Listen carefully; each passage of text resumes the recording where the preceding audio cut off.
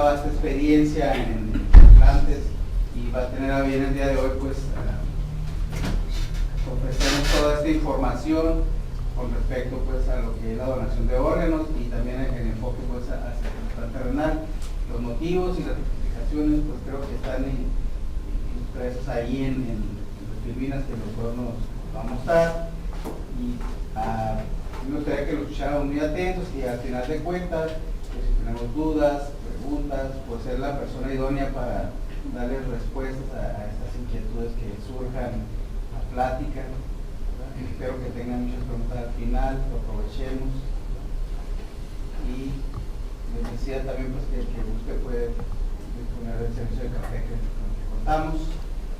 Entonces le tengo más por respecto a nuestro ponente, porque ya agotamos el tiempo de espera, que son los 10 minutos. Pues adelante, doctor, son suyos. Muchas gracias por haber aceptado venir a prestar estas conferencias, porque vamos a tener dos más. Una por la tarde a las 5 de la tarde y mañana otra muy temprano a las 8 de la mañana.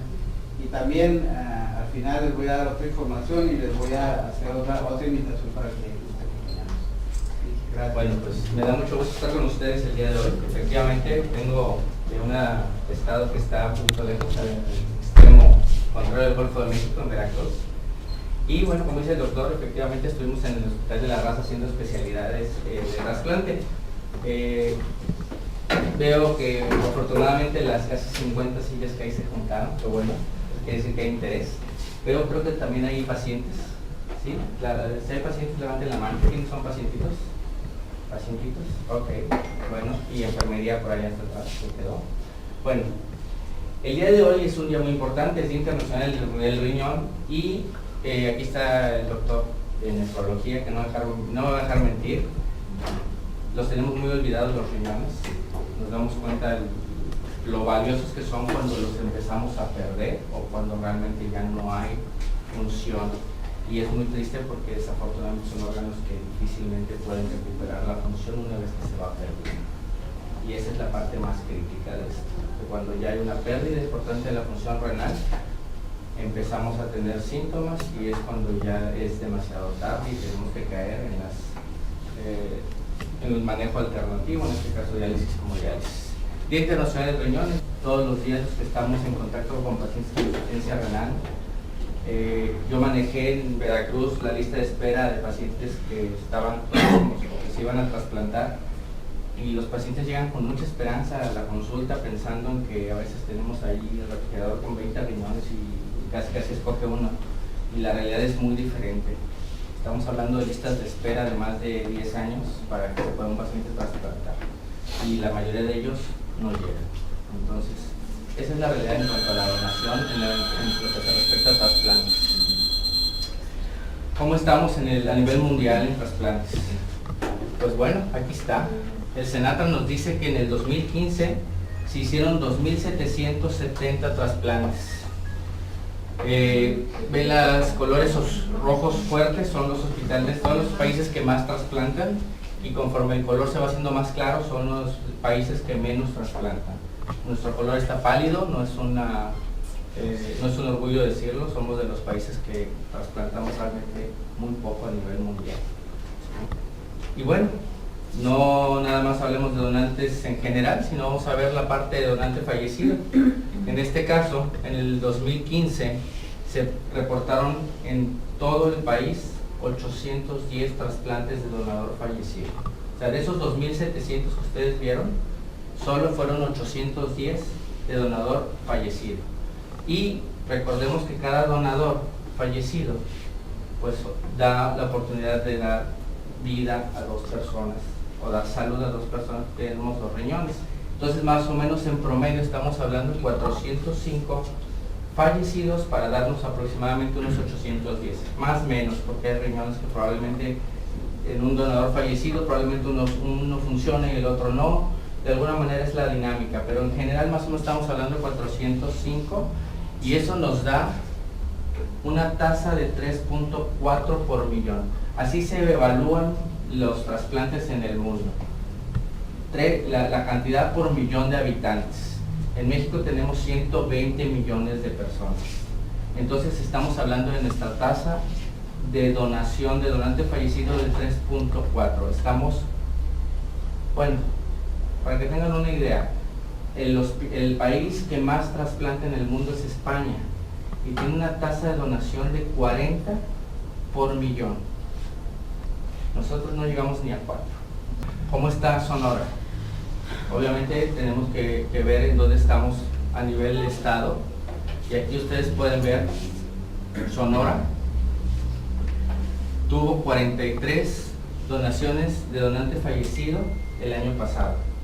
Estamos hablando aproximadamente más o menos 20 pacientes, 20 donadores fallecidos, lo que nos podría dar más o menos un poquito más de 40 trasplantes.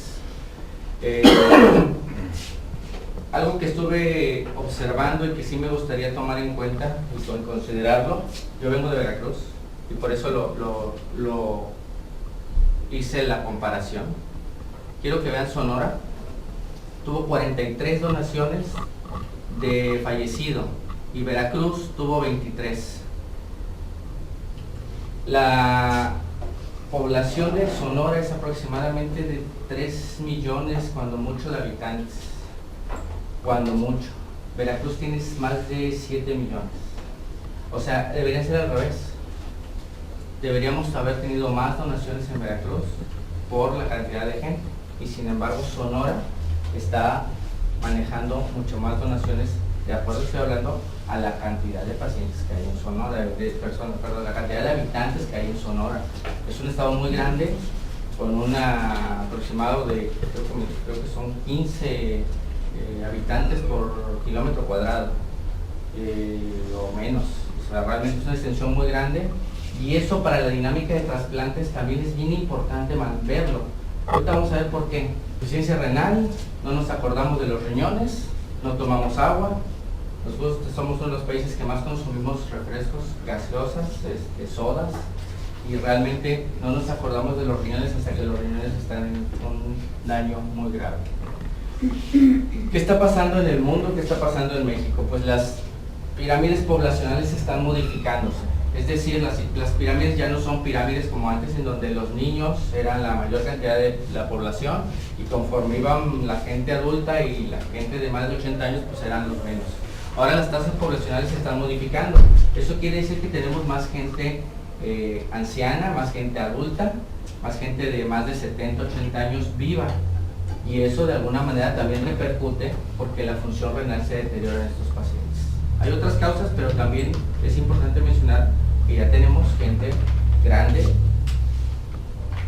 70, 80, 100 años, que hace 40, 50 años. La pirámide del lado izquierdo es de 1930, la pirámide del lado derecho es del 2010. Aquí es importante comentar esto, lo incluí porque la gente siempre me pregunta, bueno, ¿cuáles son las causas de insuficiencia renal en México o en el mundo? Y aquí están las causas. No las pongo en el orden de importancia o de frecuencia, pero quiero que las vean. Genéticas, congénitas, como son malformaciones, obstructivas, como son cálculos, infecciosas, como son postestreptocócicas, las glomerulopatías o lupus, que son enfermedades autoinmunes en muchas de las veces, y la más común es las enfermedades crónico-degenerativas, como son la diabetes y la hipertensión. Y aquí volvemos a ver la gráfica, y esta gráfica a mí me gusta mucho cuando doy una plática mostrarla, sobre todo en el área médica, porque sabemos que las pandemias de las enfermedades crónicas, como son la diabetes y la hipertensión, están generando muchas enfermedades, muchos problemas en la población general. Y bueno, la insuficiencia renal nos va a generar el 43% de la insuficiencia renal. Para esos que dicen, es que la diabetes no me causa ningún problema, no me hace daño, ahí está.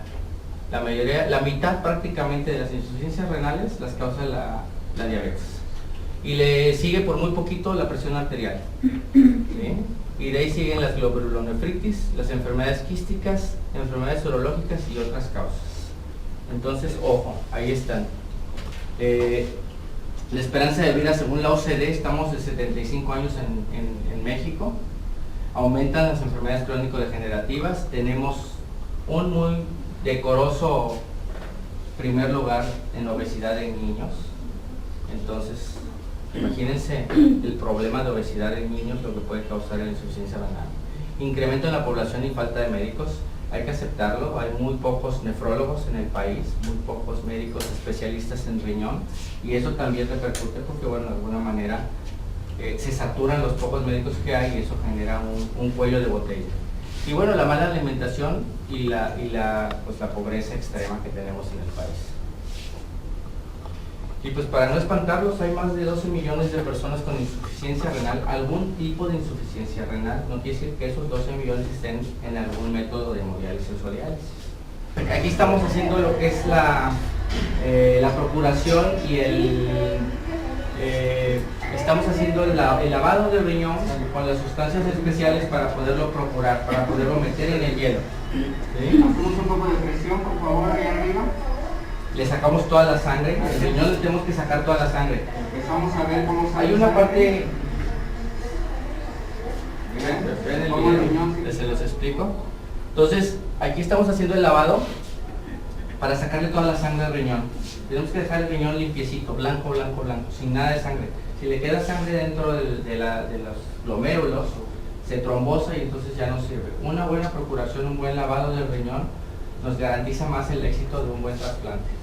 Entonces aquí estamos haciendo el lavado, la procuración, y aquí estamos haciendo ya la disección. Se está haciendo la disección de los vasos ilíacos. Algo muy importante, en un paciente que voy a trasplantar, los riñones nativos, o sea, los riñones con los que el paciente nace y que se le enferman, no los tocamos. Esos riñones ahí se quedan. Hay gente cree, o mucha gente cree que el riñón se coloca en algunos de los lugares quitando el otro riñón, y no. La anatomía no es posible colocarlo en ese lugar, entonces los riñones del paciente se quedan ahí. El riñón se coloca en la zona ilíaca, y esos vasos que están viendo aquí son los vasos ilíacos. Es decir, estoy en la región inguinal prácticamente del paciente, arribita de la región inguinal, ahí abrimos y ahí colocamos el riñón. ¿Sí? No es en la zona lumbar, los riñones no van en la zona lumbar, y los riñones del paciente ni se ven ni se tocan. En algunas ocasiones los quitamos antes del trasplante, solo en casos especiales. Pacientes que tienen infecciones recurrentes de sus riñones o pacientes que tienen sospecha de algún tumor en el riñón, se los quitamos. Pero la mayoría, el 90% de los pacientes, los riñones nativos ni se ven, los riñones con los que nace el paciente. Ahí estamos ya por colocar el riñón en esta zona y aquí están los vasos. Realmente es una cirugía de 2 horas, no es muy larga como algunas personas piensan. A las 5 de la tarde hoy, o si no, en el recurso de la próxima semana, pasen por favor con la trabajadora social, porque hoy tenía yo que estar ayer tenía que estar en Mexicali porque me iban a dar tarjetas del Senatra, del Coetra en Mexicali, pero por cuestiones que ya no pude ir, ya no las traigo. Estas son las tarjetitas, pero les voy a dar un consejo. Estas tarjetitas yo las traigo en blanco, porque luego a veces las voy obsequiando. Yo les quiero enseñar algo. Este es un papel que ustedes recortan de una libretita, es un papel en blanco. Yo lo llené. ¿Qué dice? Soy donador de órganos, mi familia lo sabe. Y trae mi nombre Y la fecha. y los teléfonos y la fecha. Esto no cuesta ni un peso y puedes salvarle la vida. Claro, las otras tarjetitas están monas, están bonitas, pero lo importante es que tu familia lo sepa. Si no, esto no sirve de nada. No se puede descargar por internet. Exacto. Te metes al Senatra y en el Senatra viene. Así es. Es más, en mi página de web, yo tengo una página web que se llama Trasplante Renal, también tengo el formato, lo pueden imprimir, tamaño tarjetita, lo imprimen, lo llenan y lo pueden traer. De preferencia, yo en mi caso, mi familia sabe que soy donador, pero en la que da el Senatra, te incluye que 2 testigos sepan. de sus familiares. ¿Sabes qué? Fírmale aquí. Es importante que la familia sepa que ustedes son donadores. ¿Preguntas? En mi caso, mi papá falleció por diabetes, le picado riñones. Él decía que no quería que nosotros donáramos, como que él se negaba, pero sí queríamos. Donarle a él. Ah, pero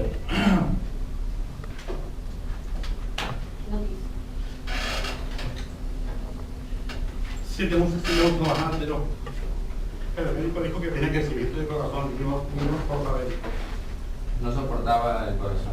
La operación. Sí, lo que pasa es que el paciente diabético, sí, efectivamente, cuando llegan a un grado tan alto de su daño renal, tienen daño cardíaco, tienen problemas cardiológicos muy severos y eso pone en riesgo la vida del paciente.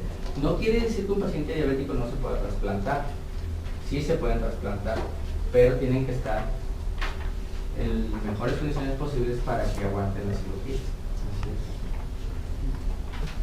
es. Cecilia, ¿tenías una pregunta?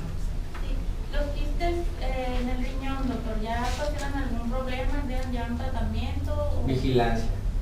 Hay una cosa que se llama poliquistosis renal, que es hereditaria, es familiar, de repente por ahí brinca la familia y resulta que todos en la familia tienen quistes, y eso es muy grave porque deteriora el riñón, la función renal muy rápido.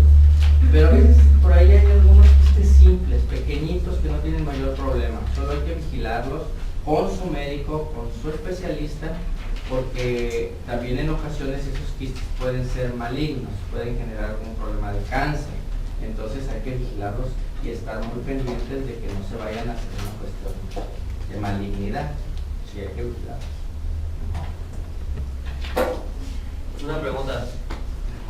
Yo y mi esposa sí hemos comentado siempre eso, de que cuando fallezcamos sí queremos ser donadores, de hecho, pero pues qué bueno que esta plática comenzó, ¿no? Porque pues, yo no sabía de esas tarjetitas ni nada, simplemente nomás yo y ella hemos dicho, cuando nos muera mi hija, yo quiero que donen mis órganos a cualquier persona que lo necesite, porque queremos que nos veneren, o sea, queremos que nos quemen y eso, pero sí queremos donar lo que nos podemos donar, ¿no?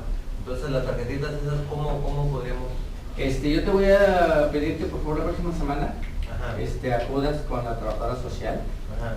Para que ella las va a tener, ella se las puede otorgar.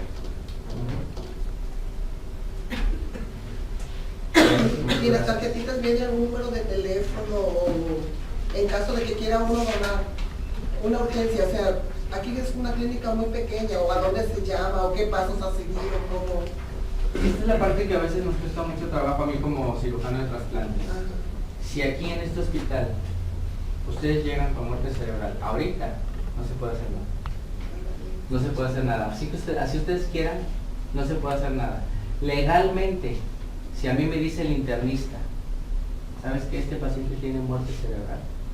Yo no lo puedo trasladar de aquí a Tijuana con ese diagnóstico, porque es ilegal transportar a un paciente fallecido. No lo puedo trasladar con ese diagnóstico. Entonces automáticamente se pierde la oportunidad. No. Ahorita estaba yo platicando con el doctor, el director, y me dijo algo muy interesante. Dice, podemos hacer que este hospital se vuelva un hospital donador. Se llama procurador, pero un hospital donador. Los requisitos no son, pero sí los cumple pues el hospital. Nada más es cosa de hacer la papelería para que COFEPRIS en Sonora autorice y nos volvamos un hospital procurador. Tres preguntas. La pregunta número 1. ¿Quiénes de aquí son donadores? 4. 1, 2, 3, 4 donadores. Y esos 4, ¿quiénes traen esta tarjetita? Ninguno. Pero si la tienes, uno. La pregunta para ti, la única que falta, a ver si pasas la prueba. ¿Tu familia lo sabe? ¿Sí? Pasó la prueba. Lo más importante no es la tarjetita, aunque pareciera que sí. Lo más importante es que tu familia lo sepa. Nos vas a decir, quiero de alguna manera sepa cómo es el proceso, lo difícil que es, porque yo sé que es difícil, las trabas que tuviste, sé que tuviste trabas, y lo que tuviste que hacer para recuperar. Adelante. Bueno, yo soy médico general. Mi nombre es Gabriel Mercado. Yo empecé con insuficiencia renal hace 2 años, pero traía cargando un cuadro de hipertensión, diabetes, de hace más o menos 18 años. Controlado, a veces mal controlado, todo eso. Cuando empecé con insuficiencia renal, empecé con diálisis por 1 año, 6 meses. Desde entonces empezamos con el protocolo de estudio, hasta que me enviaron a Obregón. Ya una vez entrando en Obregón, un primo mío fue mi donante, fue donador vivo, y pues nos hicieron exámenes de todo. Sí fue un poquito doloroso porque pues, te hacen exámenes de todo tipo. Por ejemplo, para mí lo traumante son las ondas urinarias, todos los estudios que tienen que ver con eso. Y uno como médico pone sondas, quita y todo eso, pero como paciente a veces es un poco difícil. Perdón.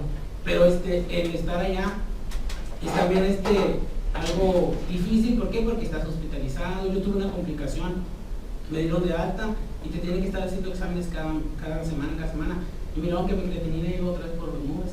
Entonces el doctor pensaba que era un rechazo, pero no había dolor, no había ninguna molestia, simplemente la creatinina siguió subiendo.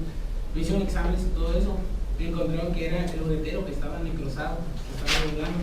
Entonces me encontré una sonda doble J, se quitó el problema y empezó otra vez la creatinina a descender.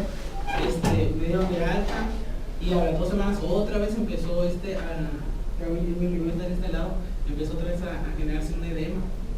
Me hicieron una punción, analizaron el líquido, al parecer era líquido linfático nada más. Entonces nada más me drenaron, me pusieron una sondita y ya me dieron de alta. Sí fue difícil, pero la verdad valió la pena, vale la pena. ¿Por qué? Porque yo lo considero como una segunda oportunidad de vida. Y obviamente estoy inmensamente agradecido con mi primo, que él se ofreció voluntariamente sin que yo le ofreciera nada. Él me dijo, no, yo te doy mi riñón. Digo, si somos compatibles, yo te lo doy. Nos hicimos exámenes, salió compatible. Y el doctor se quedó asombrado porque tenía gran porcentaje de compatibilidad. De hecho, me dice, pues como lo explicó el doctor, me tenían en 2 quirófanos compartidos. Me comentaba el cirujano que me trasplantó, sacamos su riñón, te lo pusimos, el riñón de tu primo, lo pusimos, y rápido se empezó a correr la sangre. Hay otros riñones que tardan un poquito en agarrarlo, y el tuyo quedó exactito. Y luego me hacía el doctor la pregunta, ¿valió la pena el trasplante? Digo, claro doctor, digo, si yo con diálisis traía creatinina de 18 y aparentemente me sentía bien, trabajaba, tengo 2 trabajos, ya en la noche llegaba muy cansado. Y ahora le digo al doctor, con creatinina de 1 quiero salir corriendo, quiero traspar. Pero sí, vale la pena. Sí que hay que hablar con los pacientes, decirle que si pueden donar, es una gran, darle esperanzas a otra persona, que es el mejor regalo que le puede dar.